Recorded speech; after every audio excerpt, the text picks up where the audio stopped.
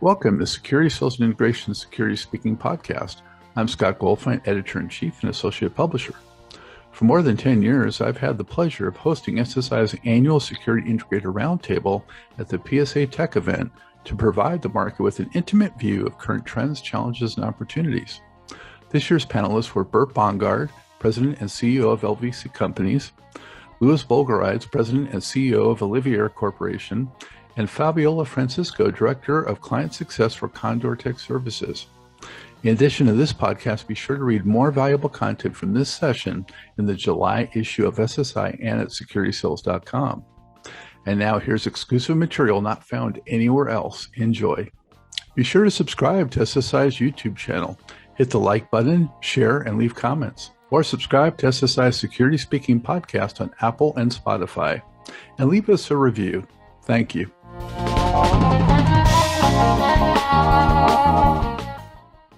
All right, so welcome to the 2021 PSA Roundtable. For those who don't know, I think actually some of you have participated before, but this is something that I've been doing annually, usually at the event in person for, I don't know, it might be 15 years. It's been a long time. So it's always something that's, informative, and I encourage interactivity among each other, so if one of you mentions something that piques the interest of another participant, by all means interject and feel free to throw out a question at that other panelist. It's meant to be sort of interactive that way, and a lot of times something will come up that warrants a follow-up from someone other than myself, so feel free. All right, so with that, let's get rolling, and we're going to start by introducing yourself, your title, your company, with some background information on that. So let's just start that off with Bert. Hi, so I'm Bert Bongard. I am the President and CEO of LVC Companies. We have we have multiple office locations, mainly in Minnesota, Wisconsin, and Arizona. We're about 248 employees right now, and so we serve nationwide, and we specialize in security, structured cable, and fire and suppression. Excellent. Thank you. Louis? My name is Louis Bulgarides. I am the President and CEO of Olivier Corporation. I had to look at the business card here. So Olivier was founded in 1987.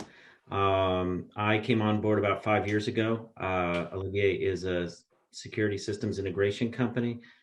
We are focused on managed services located in Southern California. So our office is in downtown LA, and we are a security services company. We like to consider ourselves a holistic solution provider focused on recurring revenue and providing a holistic solution to our customers. Very good. Thank you. Fabiola, is that pronounced right? That's right. I'm okay. Fabiola Francisco. I'm the Director of Client Success here at Condor Tech Services. We're based out of Fairfax, Virginia, founded in 1989. We are primarily a federal contractor. About 85% of our client base is with the federal contracts, and then about 15% commercial, focused on property management, financial institutions. We focus on security system design all the way up until lifecycle maintenance, similar to what the other peers here at PSA have done.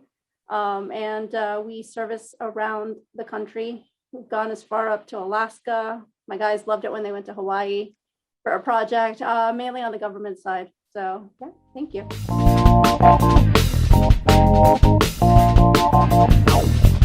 Are you finding that the end user expectations and RFPs are realistic? What they're expecting and looking for? So on the government side, I'm going to wear two hats here. So on the government side, it really depends. Most of the RFPs explain exactly what they're looking for, and for the most part are realistic.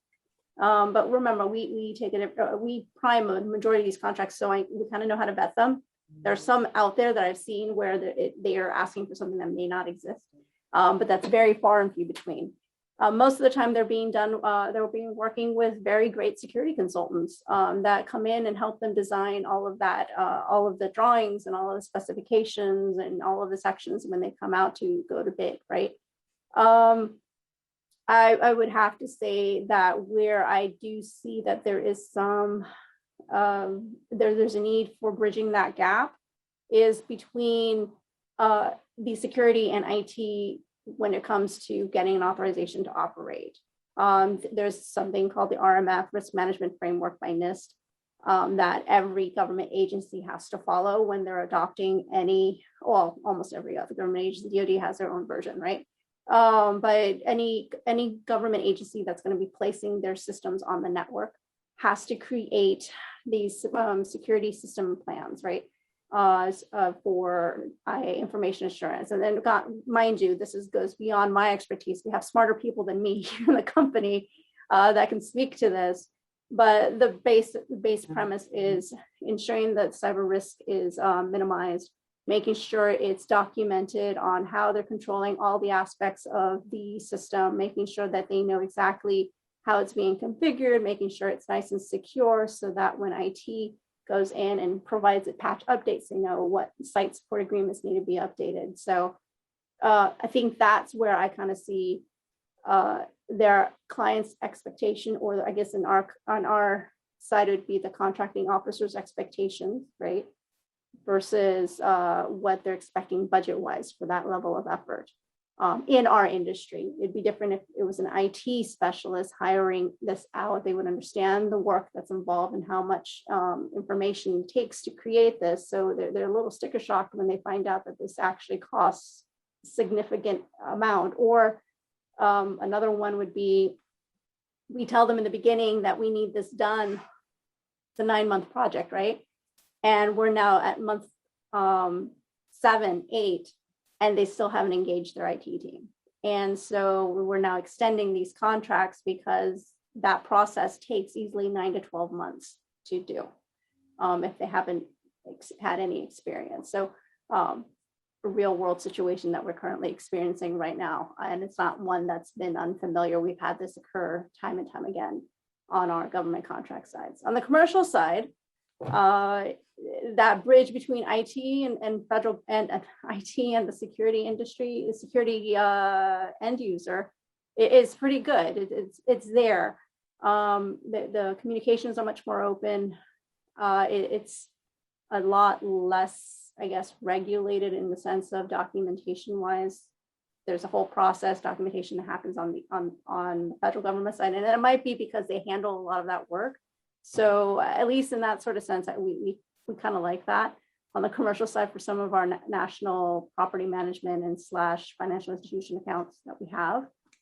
I mean, those are the larger clients. On the smaller clients, because we do have small, onesies, twosies, it's just better educating them on those pieces. So yeah, but information assurance is a big topic as well on the pandemic side, because they were having to go remote, right? This whole remote work makes them really worry about what's going to be on the screen if you're using this at home, and if you're using this on your laptop, your personal laptop, not just your government, your client issued or your government issued or whatever device. So that was also another big thing during the pandemic that we've seen a big increase of requests for. What's going on with the supply chain in terms of chipset issues and product shortages, and also the NDAA stuff, and what do you make of the current landscape on the supplier side, and how do you think it's going to impact the integrator channel,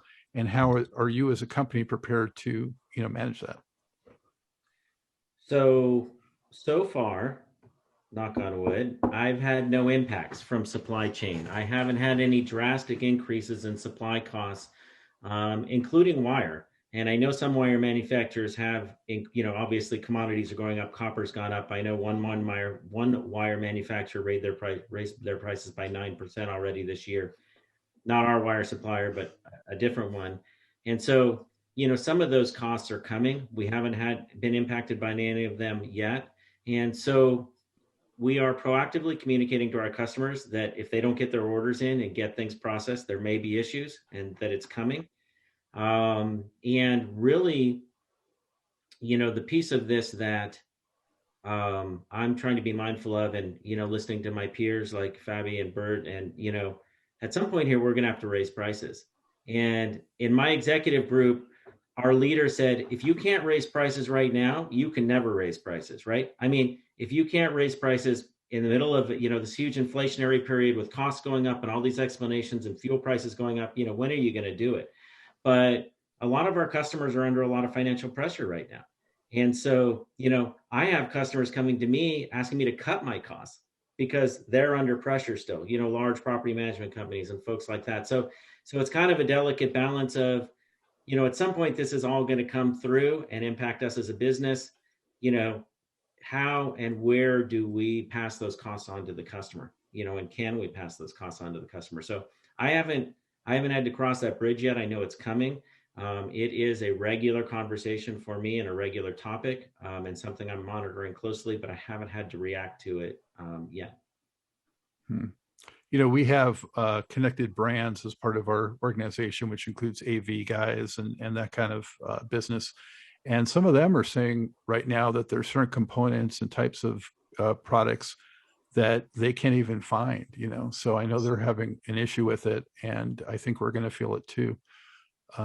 Fabiola, what are you seeing and sensing in terms of the supply chain challenges? Setting up client expectations when it comes to when and what they are ordering is one of the key things in this. Planning and communications can help mitigate a lot of the struggles that we're encountering currently. I mean, even with the gas shortages that we're experiencing currently right now here in Virginia, right, in the Metro DC or along the East Coast. Understanding, we had a draft email out ready to go out with regards to everything that's going on, communicating the impacts that we're experiencing. So far, we've had a handful of projects have some long delayed lead times because of a product not being able to arrive. It went from 2 weeks to 6 weeks.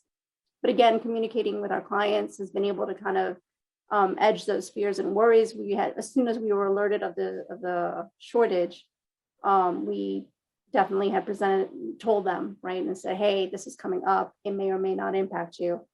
Other things that we're seeing is a shift in getting creative, right? Servers, the big NVIDIA GTX, I forget the part number. Anyways, those video cards, right? Those GPU cards. Those are in high demand. They're you can't find them, and you need them when you're creating SOCs, right? Security Operations Centers for government.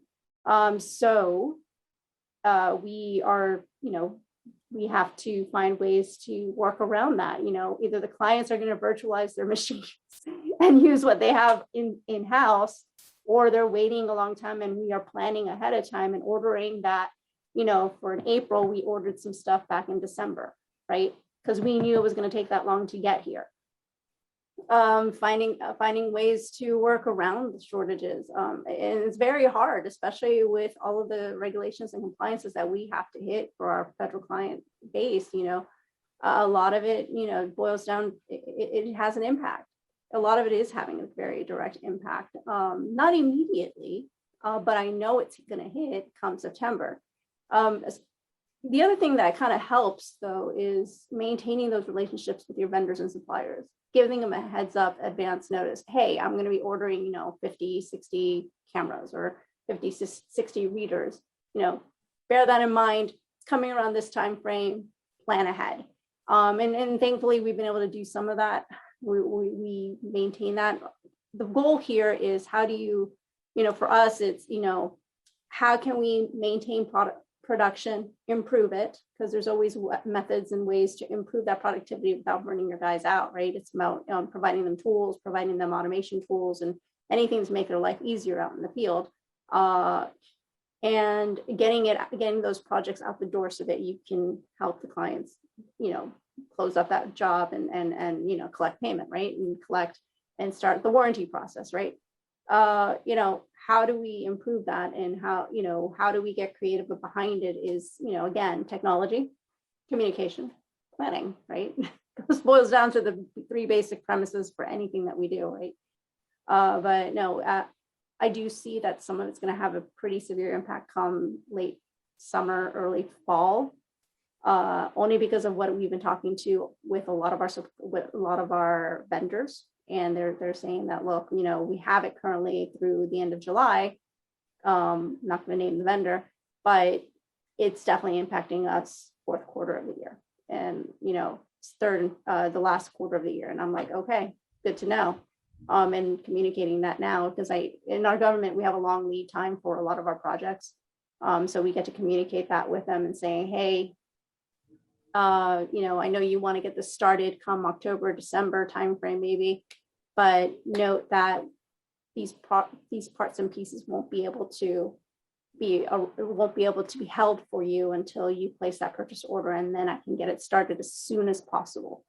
And sometimes it works, sometimes they're going to hold off and say, okay, good to know. They'll issue the purchase order and do a modification later to extend it as needed. So yeah.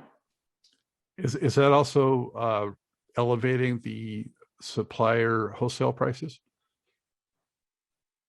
We've seen some impact, but the way we offset that is we actually try to buy things in bulk, and store a lot of this commonly used, like wire, cable, things like that we use. We do have a standard here, and we negotiate those ahead of time. And when the prices were low, we kept stock. So we do have an inventory of all of those pieces and parts. It's what, even on camera types and things like that, we maintain our own little supply for our clients, to be able to offset those increases. And then that way, anything that we are presenting currently reflect the correct price that is, when they're increasing. So so far so good. It's working. I'll let you know how it goes at the end of the year, I guess. We'll check back on it's been working. It's been working so far. It's not the first year that we're doing this. We've been buying in bulk towards the end of the year for a few years now. So, and it does help because prices are always increasing, but this big inflation that's hitting soon, we'll see if what our plan and method is, we pulse it every quarter, right? And see if our plan and method is working, to be able to mitigate that. Prices do go up though. So it's constantly our GSA, internal GSA contracting officer here, who is constantly always updating the price list on the GSA schedule. And especially when it comes to parts that are not ours, our labor, we have our own rules that can get those offset and things like that. But when it comes to parts and pieces, she has to update that as the prices come to us to update our GSA schedule. I'm in North Carolina, so I feel you on the gas situation too. Oh, goodness. Oh, yeah, goodness. Yeah. Bert, what do you see in the supply chain, and how are you guys preparing and managing that?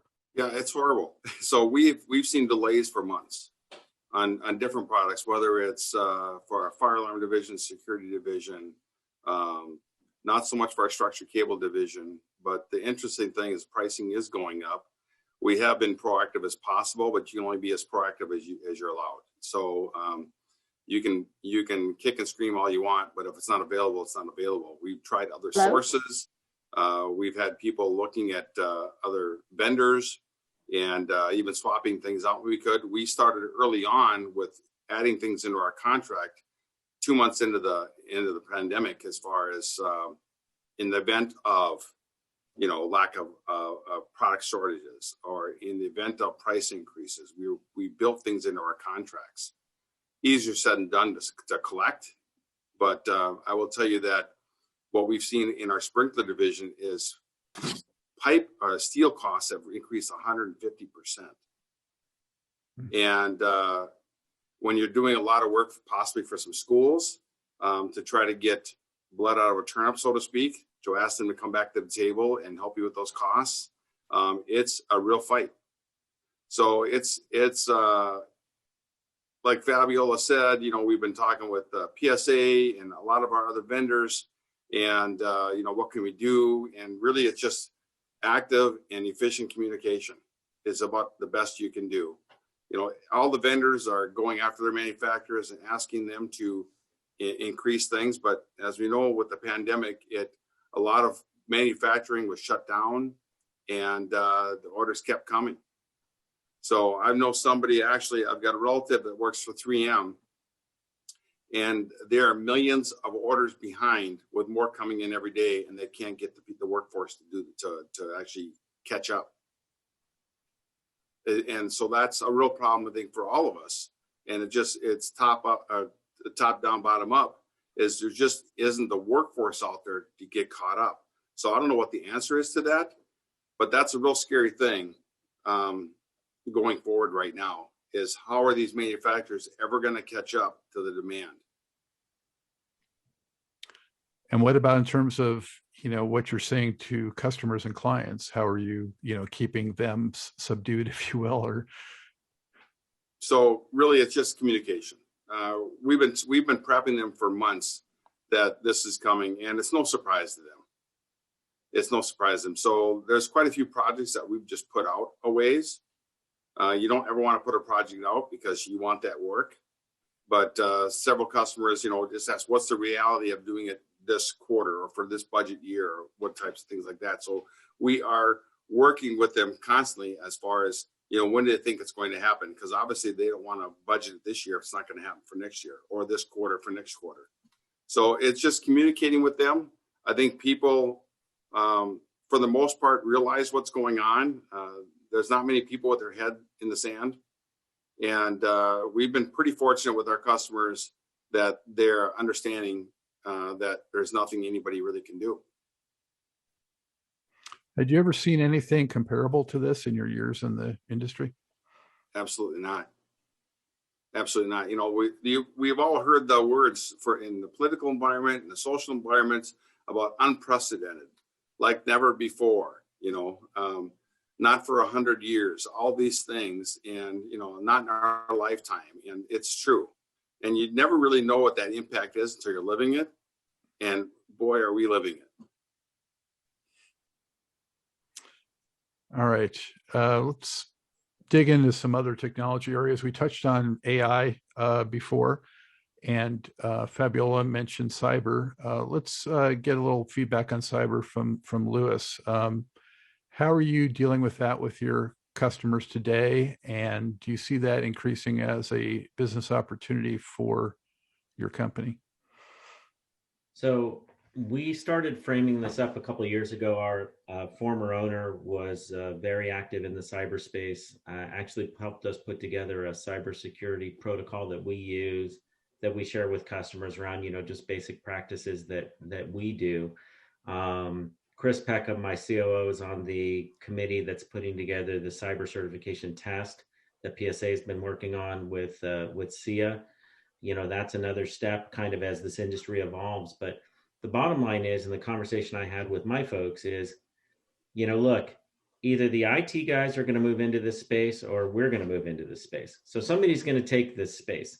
And the space is this OT environment for the building. So all of the base structure, managed switches, all of that infrastructure for the building. And so what's happening, at least in our region, there are IT companies very aggressively going after this. So it's an opportunity for security companies that can pivot. Obviously, just because somebody's an IT company doesn't make them a cybersecurity expert, right? And so again, where I say we want to be a holistic security provider, that includes cybersecurity. So, we have customers now where we are administrating their cybersecurity program. So we'll deploy the firewall, we'll monitor it, and we will provide those services. I mean, there's no reason why the IT guys don't have again, they don't have any more expertise in this area than potentially our folks do. And a lot of our security folks with IT backgrounds have more of a cybersecurity orientation around some of this and some of these best practices. So for us, it's another area we can grow into. And so we kind of look at this in terms of, there's the security technology piece, there's the staffing piece, and there's the cybersecurity piece. And we try to be able to holistically advise on all of those and have expertise in all of those areas. So it's an opportunity. there's some risk there, obviously cybersecurity insurance and costs associated with that. And, this pipeline's a great example, right? Of, I don't know who was guaranteeing that thing wasn't going to get attacked, but, you got to be super careful with what you're promising because, there are no guarantees. It's the wild, wild west still, right, in the cyberspace. So it's an opportunity. There's a lot of risk associated with it. We're trying to balance those two and find opportunities that really fit us as a company. It takes a whole different skill set of people to support that. So, it's just, there's a whole lot of process that goes into that and people part of that. And to Bert's point, and I think Bobby may have said the same thing, people are at a premium right now. So, it's making all of this a little bit tough to do any of these things strategically as we try to make changes. When you look at the sales process, though, Louis, is it typically, you're doing the physical security and then you make the end user aware that you also do cyber, or is it completely separate and then sometimes you bring them together, or how much is physical writing on a cyber lead, that kind of thing? So what normally happens for us is when we talk about security now, whether it's cloud-based or on-prem, we have the cybersecurity question. And as soon as we have that cybersecurity question, the question comes up, well, what other building systems are impacted or what other building systems are exposed? And so either the customer has an internal person or a company managing their OT environment already, or the opportunity has been created at that point when we have that conversation. So, as industry leaders, as good partners to our customer, we can't talk about deploying any of our systems that touch the WAN without talking about cybersecurity and subsequently have the rest of that conversation, right? So then it just becomes, whether or not we want to own their cybersecurity program, whether or not they want us to own it, whether or not they have somebody else doing it. But there's a very high awareness around cyber vulnerability right now, right? There's been enough press and enough awareness around it. So it's a very easy additional conversation with them. When you're talking about their security program, the transition is very easy now in terms of being able to have that whole conversation with the customer. Mm-hmm. Bert, where do you guys stand right now with the Cyberpeace? So we are not actually providing it ourselves. We've partnered up with some people. We just didn't feel, I just know we don't have that internal expertise where I felt comfortable actually offering it right now to our customers, but what we're offering them is advice and help with that. So, we've hardened our systems and worked with them to make sure they understand everything, but we are promoting a particular company and working really strongly with a particular company in our area to help us get through all that. With the amount of attacks and the diversification, one of the things we have is the diversification we have with all our systems and our different verticals. Our insurance company isn't really crazy about us diving into that too much because we have a potential lot of vulnerabilities. So it is something that, as we know, especially through the pandemic, this was one of our business continuity plans for cyber attacks. And like I mentioned earlier, we hired 2 more IT professionals internally to protect us. But to provide it as a service, we are not doing that. Do you see it as an area of potential growth in terms of comparable to cloud and managed access and video, or maybe not as much? Absolutely. So we have an initiative right now to build it within, and we're being very careful how we do that. But it's a slower process for us because, like we've talked about here, to find those people. So we've been talking with some smaller companies to possibly acquire them. So, either you build it or you acquire somebody. It's pretty tough to organically build it because you have to have training and you have to make sure your people are trained and educated well enough. So it's a triangle. You have to have the educated people and you have to have the training, or you have to acquire somebody to be comfortable in that environment if you're going to sell it as a service. So those are the things that we're vetting out as we speak. Is now a particularly good time to try to acquire somebody coming out of this period where maybe some companies really struggled and are looking to sell? Well, I would tell you right now, what we're finding is that everybody's busy. And, the growth of the country that we were experiencing was lapping the technical ability we had out there. So the technical ability we have in our market and in other markets has been lacking with the amount of growth. So it's been pretty tough to staff it up, and for all our disciplines. And I would say that is the biggest hurdle we have as far as staffing it up or finding companies that possibly are in, hey, I'm scared where we're at, or it's a good time to sell. So backing up, digressing a little bit. So I have come across a couple of companies that feel it's primed to sell right now. And mostly because they are at a point in their career where they want to step aside. But companies that are very healthy, younger people, they're passionate about growing. So it's very much a niche group of people that are even willing to entertain selling. And of course, you have those that aren't doing well, and you really need to look hard at whether or not you're interested in those people at all. And then you have the people that have built it, have very good company, and they may or may not be asking for an exorbitant amount of money. Mm-hmm. Thanks. Fabiola, did you want to add anything else on the cyber topic before we move on? Yeah, I mean, what Lou and Bert are right spot on with regards to the availability and opportunity in the cybersecurity space. When we approach security, we do recognize that we're doing physical security, right? We're creating technology systems to support their physical space. But when we go in there to present our solutions, right, we definitely bring in information technology, information security, right? The IT security piece too, because you can't talk about one without talking about the other.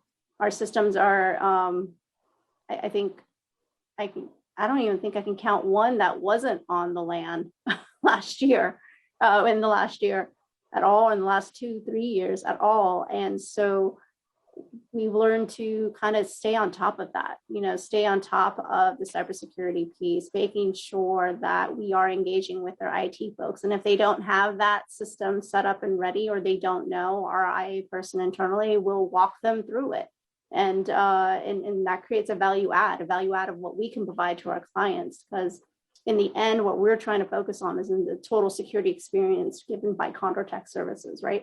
The experience that our client feels has to feel like it's a partnership. We're a resource, right? And we are providing a solution, and also thinking about future-proofing them in many of those things. We want them to feel like they can come to us and saying, hey, this is what I'm working on, this is the drawing, right?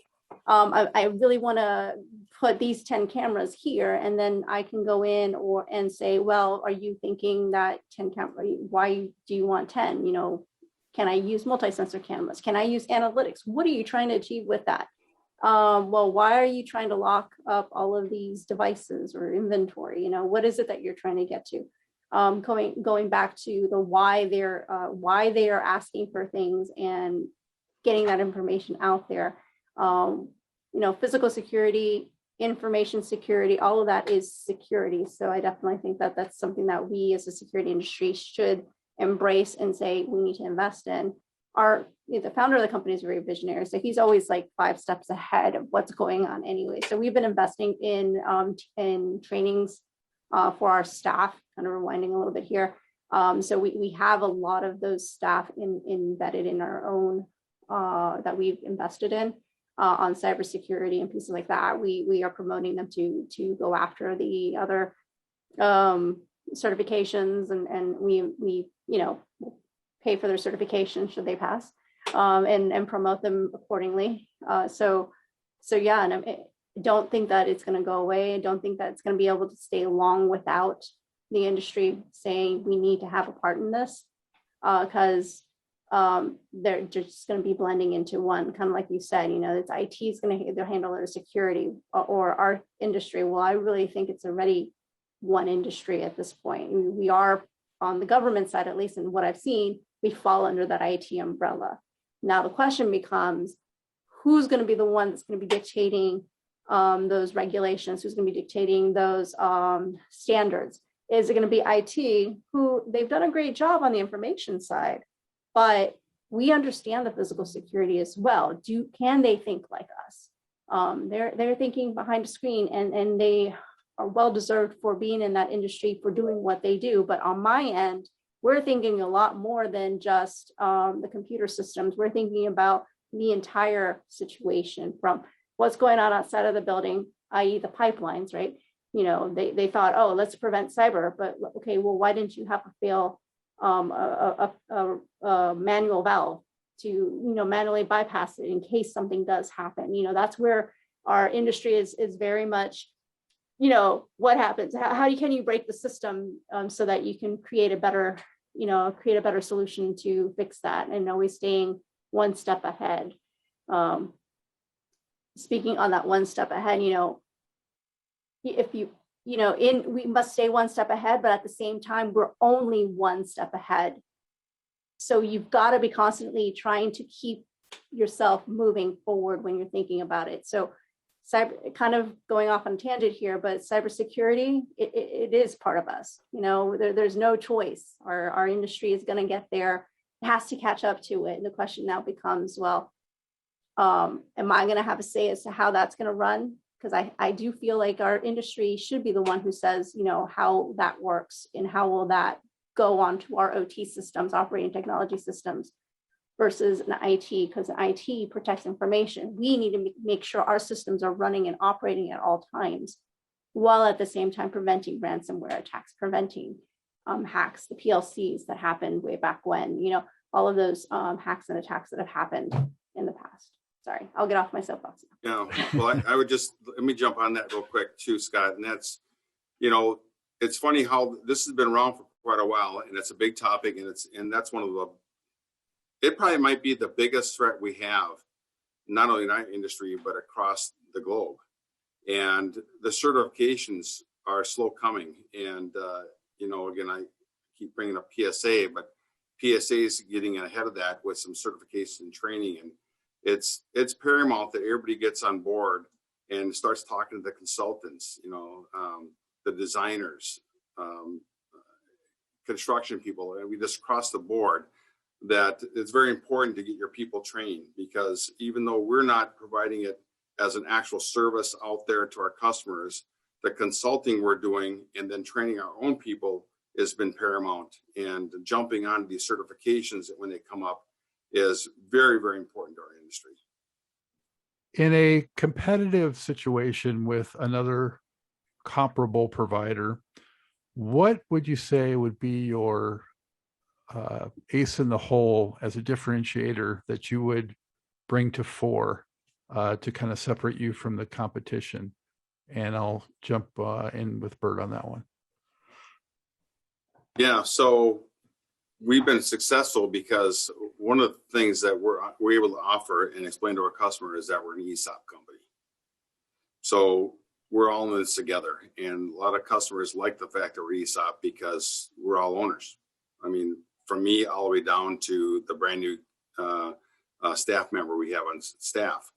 And then all our field people are unionized, so they are highly trained and highly compensated.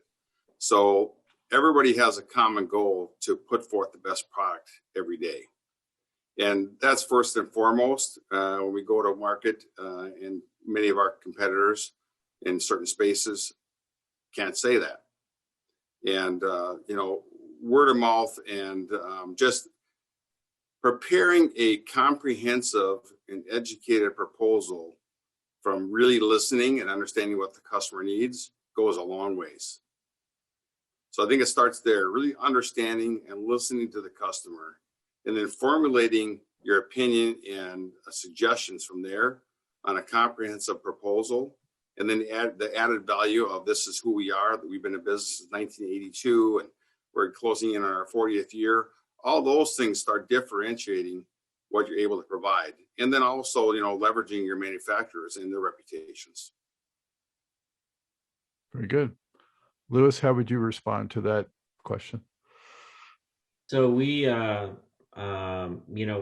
said it a few times, but really we approach this holistically for the customer. So we want to partner with them. So we will evaluate all aspects of their security program now, including staffing.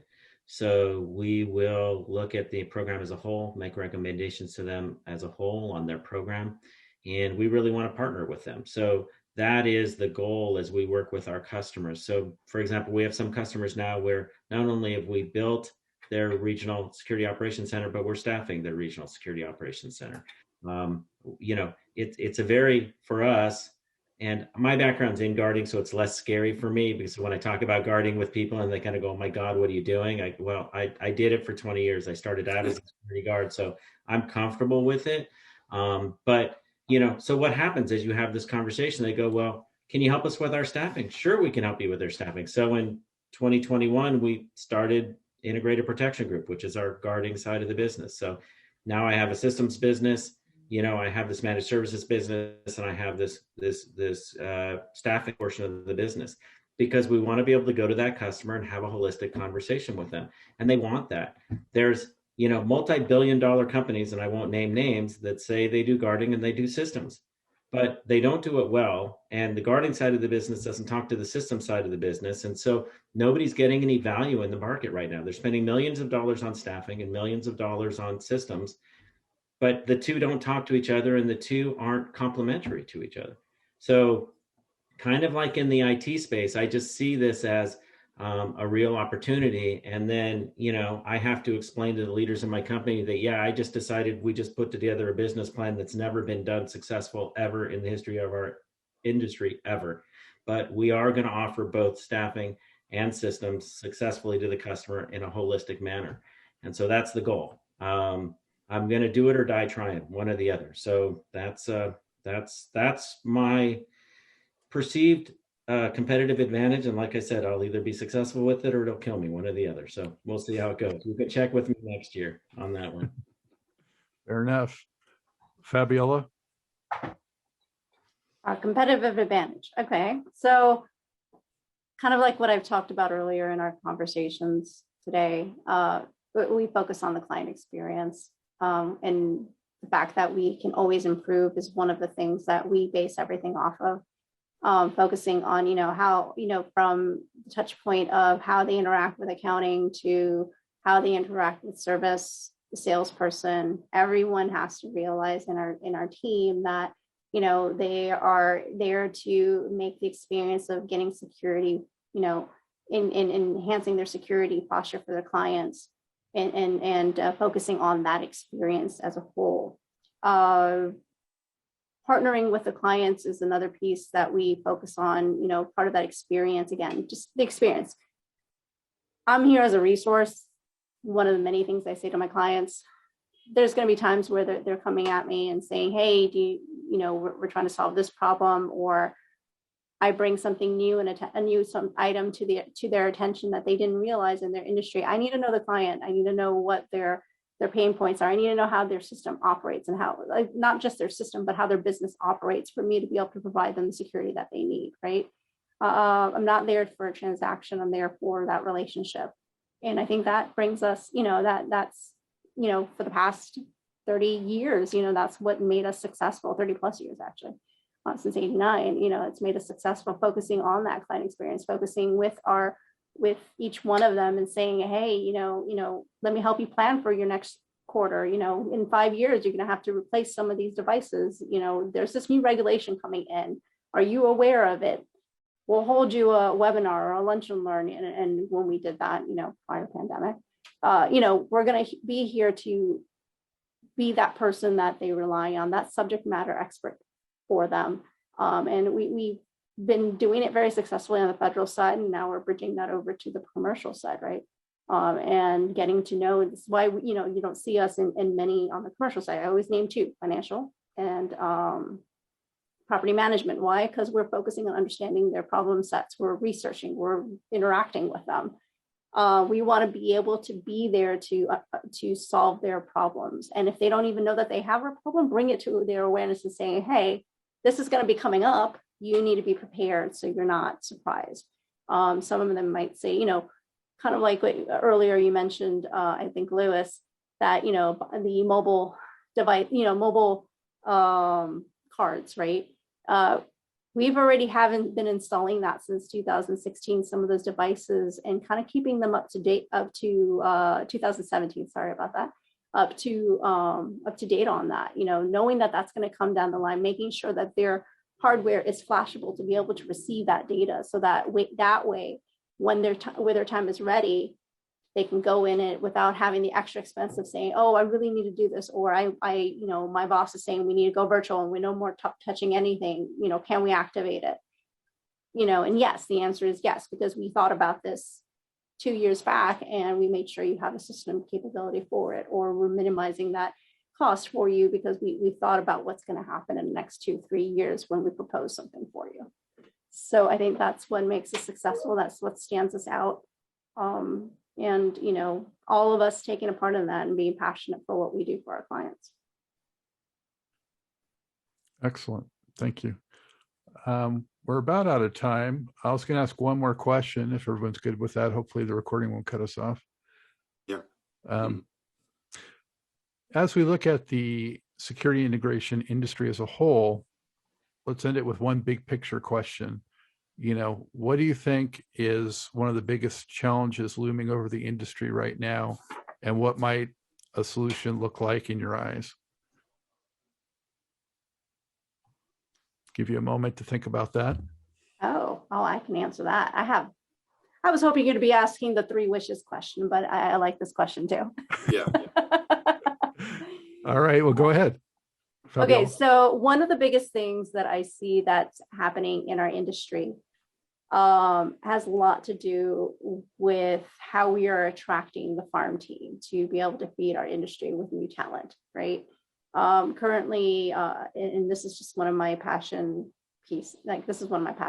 projects pieces that we even work on internally here. How do we attract new talent into our industry?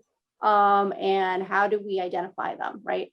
Nobody goes into school, nobody grows up saying, yay, I want to be that person that, is going to be a security integrator, and I want to design that CCTV system or that cybersecurity system, whatever the name, whatever it is for this company, right? Everybody is on some other fields. How does our industry get out there to, one, showcase what a career this industry has for everyone available out there, create a technical school of some sort, or a technical school, I think is the best piece, so that we can attract those folks. And the last piece has a lot to do with, diversity, equity, and inclusion, right? That's a big thing for us. I know women in the industry, is still growing. We're getting there. We're almost there, but there's a lot more to that. More diversity, more in our industry that we can attract if we get the message out of how great this industry is. Because fundamentally, each one of us, and I think Bert and Lewis can attest to this, are passionate about, we care about other people. This is why we're in our industry. We want to do something good. We want to protect, and we enjoy what we do, right? Those 3 pillars of, we care about others. We want to be able to have a purpose. We're doing security for a reason. And we like solving problems, because otherwise, why are we in this industry if we don't like solving problems and then figuring out, what else could we do to improve this, right? Without going crazy and, getting paranoid, as most of us can be in our security industry. And how do we attract like-minded people? Most of the times, one of my favorite questions to ask folks is, how did you fall into this industry? And it's usually either brought in. Nobody ever says, oh, I wanted to do this. So either they're brought in, they've been introduced, or they found a job and didn't know what it was, and then they loved it. And I would like to start seeing people saying, hey, I came in because I heard it at a high school, career night, or they started seeing it, at those career fairs, and I really thought it was interesting to be able to be that technology person that does support, because I may not be able to be a police officer or a nurse or any of those folks, but I would like to be the one to help put those systems together for that. The Alfred to the Batman, right? The Edna Mode to the Incredibles. So that's where I'm kind of coming from. I think that's the that's the biggest struggle, attracting new talent, but that's the biggest opportunity for us too. Well said. Thank you. Mhm. Lewis, what do you got? Well, mine's not as good as that. My goodness, I don't even know how to follow that one. I agree 100%, Fabi. So that was great.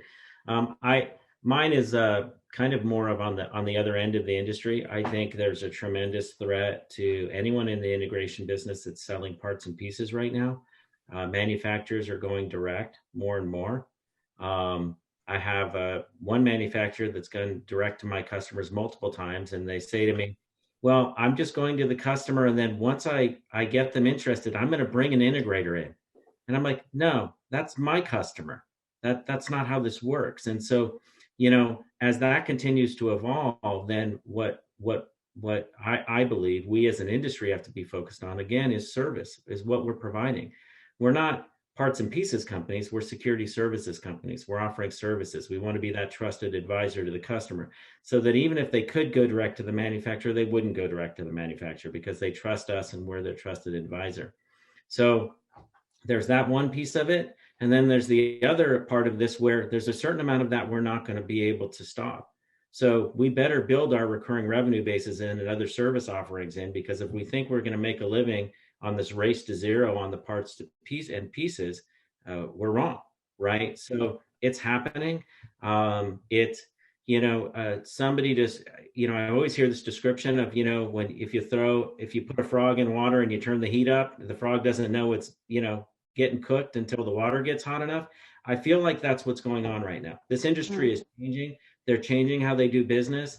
And if people aren't aware of what's going on, and they either take on the manufacturers and tell them to behave correctly in the channel or change the business strategy, I think some people are going to get seriously hurt by this. Because, again, I've had multiple manufacturers in the last year act in ways that I've never seen before, going direct to customers, going around folks to get deals done. And they have no problem now walking right into a customer and having a conversation without notifying me that they're going to talk to one of my customers or do anything like that.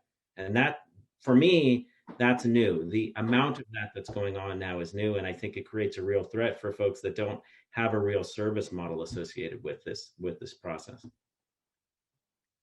I think you might hear some of them say, well, the physical security integrators aren't stepping up to be sophisticated enough for the solutions that we're trying to penetrate the market with. So that's why we're doing that. So if they said something like that, would you say there's any legitimacy to that? Or we're trying to keep this G-rated right now, so you don't really want to know what I would say? I can always add it. Yeah, we're on the same wavelength, Lewis. All right, we'll just. I would strongly disagree. We spend thousands, tens of thousands, hundreds of thousands. We have to pay for training with them, right? So we're paying to train with them. They're charging us for training on their product. They give us quotas to be VARs for them and sell their stuff, and then they go direct to the customer. So, there's all these rules for us to be in the channel and be a partner with them, and yet they can go do whatever they want, right? And this isn't everybody. It's starting to happen more and more. And there are sales strategies set up with some of these companies, and I don't want to name names, where their job is to go direct to the customers and try to pull business through. Well, that's fine if you want to go pull business through, but if you're going to one of my customers and I'm a VAR for you, then I should know that. No manufacturer should be having a conversation with one of my customers without letting me know they're having a conversation with one of my customers. And that's happening more and more. And so there's a very thin line there between doing that and selling directly, right? And so at what point does this whole thing get, this model we have, which is unusual with distribution and the separation that's going on, does it kind of blow up and change? So anyhow, that that for me is my biggest concern for folks. I feel like we're doing an okay job addressing it, but if somebody were like a pure play installation company and this starts to happen on a larger level, it could be really impactful to them as a business. Understood. Bert, bring us home. What do you got? Yeah, so it comes down to talent. That's been an issue in our industry for years. There's really no feeder programs. We're fortunate enough in some of our markets that we have a JATC program through the union So they are recruiting people actively to bring them in and do a 3-year training program. It's something that we are heavily involved with financially. So that's a feeder program. Otherwise, most of us, we have people that come on board and we train them on the job. We send them to manufacturer's training. We're fortunate to have some people that come from electronics training, which is very helpful. There are people that maybe went to IT classes and it wasn't for them. We got them through that way. Or they went into become a high voltage electrician and that wasn't for them. And they migrated into the low voltage market. So talent is always a premium, and that's an issue. Short term, I would say it's distribution chains right now with product availability is a real challenge, and it's going to get worse before it gets much better. So, grassroots levels, talking with high schools and high school counselors and talking with college counselors and just getting it out there that, hey, don't forget we're here. And we've had some success with that and a lot of word of mouth of our employees to bring people on as well has been a very good feeder program for us in that realm. So, but again, I think it really still boils down to talent, and with the economy headed to where it looks like a recession, and with the population growing at its breakneck pace right now, this is going to be a problem probably for years to come. Especially finding people that have that aptitude and also the soft skills side of it too, right? I mean, it's so hard. Well, they got to have passion for what they do. And you have to have passion for what you do in anything you do in life. And to find people that are interested in understanding networks or camera systems or whether it's fire sprinkler suppression, you got to have people that are interested in that, and but there's a lot of people walking around that don't know they're not interested in it, so just getting that message out there at a very young age, I think, for kids. And for a long time, I think kids in high school are just conditioned, you got to go to college. Well, what about trade schools? And I think it's getting better in some markets, but I think we could do a lot better job in getting that word out, because the trades it's a great way of life. Absolutely. Yeah. Well, that's why I think also, as far as selling that, so many, I mean, in this industry, once they're in, you're in, you may change companies or whatever. Don't remind me. You can't. Well, that's the thing. They can future-proof themselves. That's the one thing about our industry. Good technicians never go away. Oh, yeah. They just keep getting better, and we're all better for it. Thing is, the opportunity is right there, right before at the high school level, 11th and 12th graders, especially those who are who just don't feel like the college experience is what they're looking for. They want something else. And they, like you said, Bert, some people don't even know that this is what they're looking for. And when we're recruiting folks, it's something that, we look for. We interview so many different people. Or we're walking a job site, or we're walking around and you come across somebody who's like, wait a minute, I think this person actually has those characteristics I would probably enjoy and find home in our industry. Right. So yeah, it's just, we're just not known yet. But the opportunity is there, and anybody who starts out, sky's the limit in our industry. I think if you start off as a technician, you want to stay a technician, you go project manager, you can go into sales, or you start even off on the manufacturer side, we never leave the industry. You can't get out. Right. I think it's not only fills all these positions that we need so much as an industry, but also helps elevate the entire industry, because that builds up more awareness, gives us a larger presence, when legislation's being done or anything. It just raises the whole stature of the industry to get that kind of awareness out at a young age. And then that talent comes in too and elevates the industry. Sure. I mean, it's just so important, and would help everything related to our business. I think it future-proofs future-proofs us to have these young folks come in and also make sure that we have a say. Our industry has a say in what happens with our industry, right?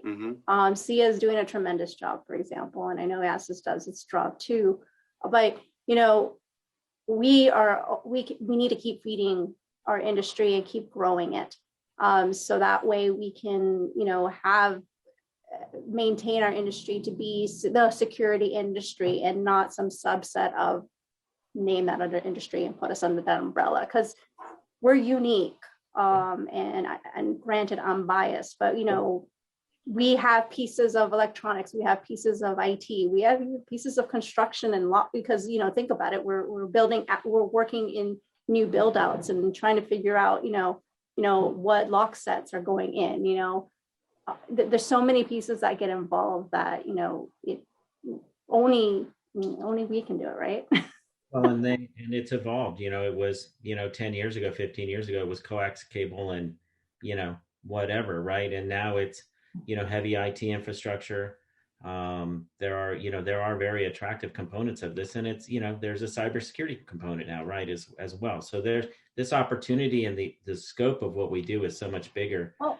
But people don't know it. They just don't know it. Louis, if you think about it, we were the ones who were creating networks way back before it was a thing. Because, when you're installing your old Cassie panels, Rusco panels, and you're installing those old card key systems, right? We had to make it work in a building and communicate to one terminal. And so in a way, we did create networking. It's just that we were using it primarily for security, and we only thought security, and we were always, relegated to the basement of some building, right?